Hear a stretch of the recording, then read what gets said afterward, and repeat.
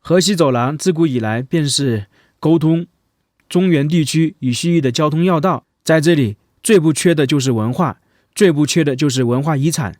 整个河西走廊东西长将近1000公里，南北最宽的地方200余公里，最窄的地方只有数公里。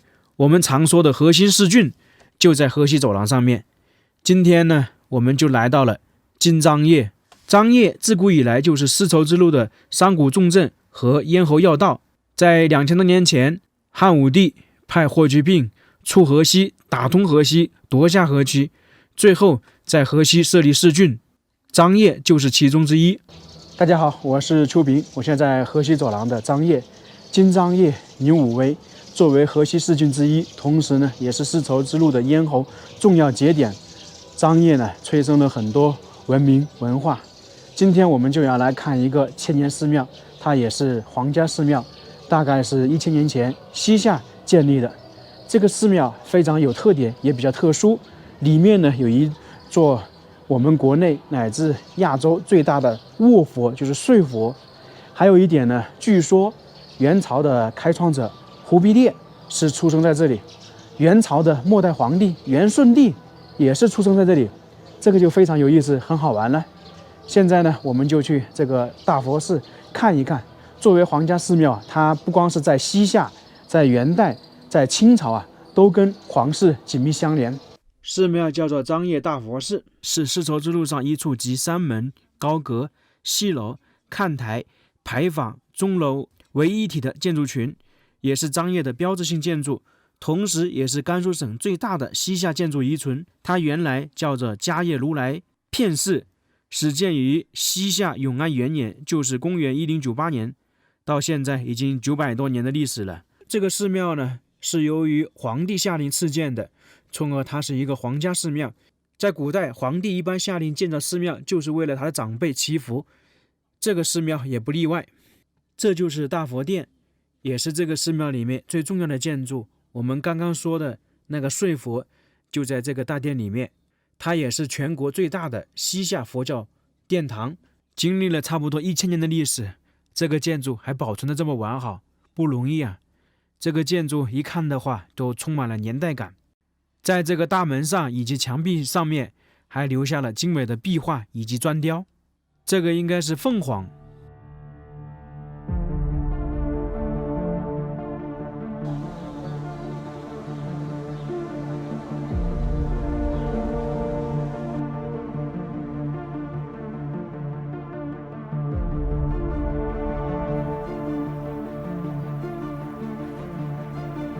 现在我们就准备进入大殿，看一看那个神秘的卧佛。这就是那尊神秘的卧佛，在这个漆黑的大殿里面显得更加神秘。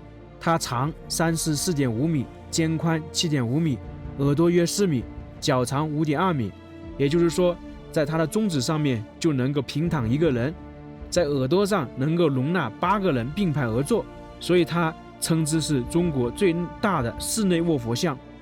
可见它的身躯之大，大到让人难以想象。在这里明显看到这尊卧佛精描彩绘，面部贴金，头枕莲台，侧身而卧，两眼半闭，嘴唇微起，右手掌故放在脸下，左手放在大腿一侧，神态自然，相貌祥和，栩栩如生。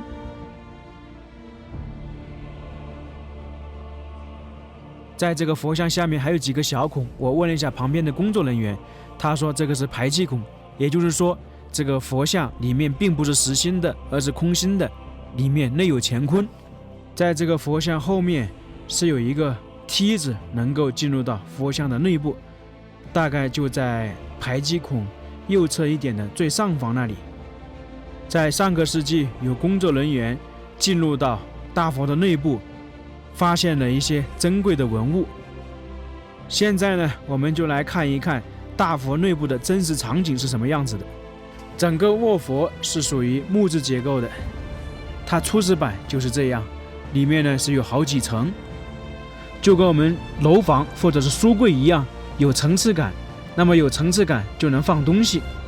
在这里就明显能看到，这里有楼梯供上下。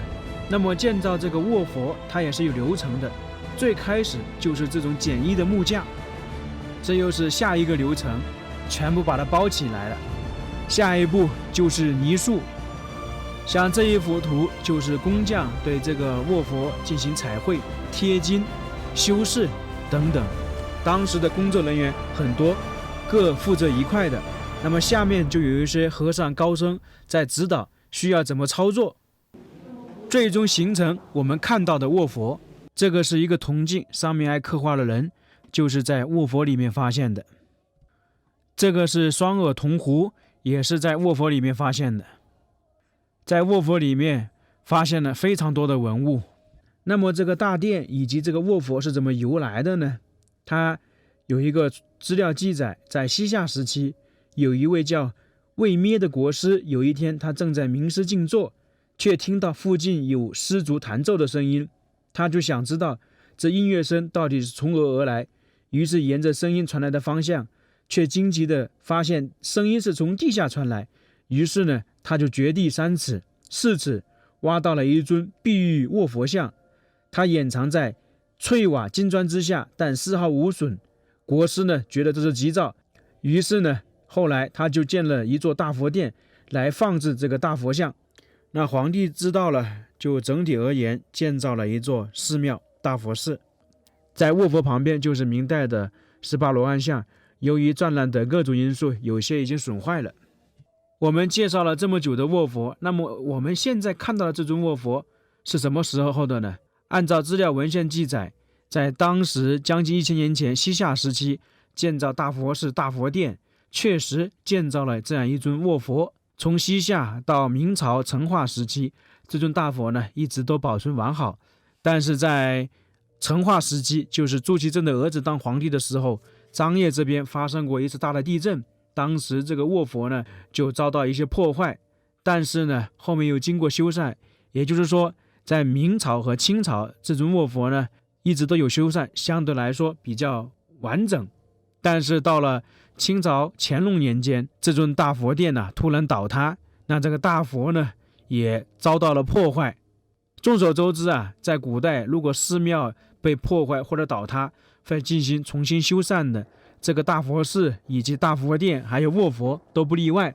在这个卧佛被破坏没过2年，重新修建了大佛寺大佛殿以及这个卧佛。也就是说，我们现在看到这个卧佛是属于清朝乾隆年间的。不过我猜想，它这个卧佛不是所有的材料都是属于清朝的，而是当时卧佛被破坏之后，有一些保存下来，然后有缺补缺，我猜想可能是这样。在900年前能够修建这样一尊巨大的卧佛，确实了不起啊！当时的技术也很先进，因为毕竟单单佛像内部就有3层楼高，这真的是无法想象的。向古代那些工匠致敬，他们厉害了。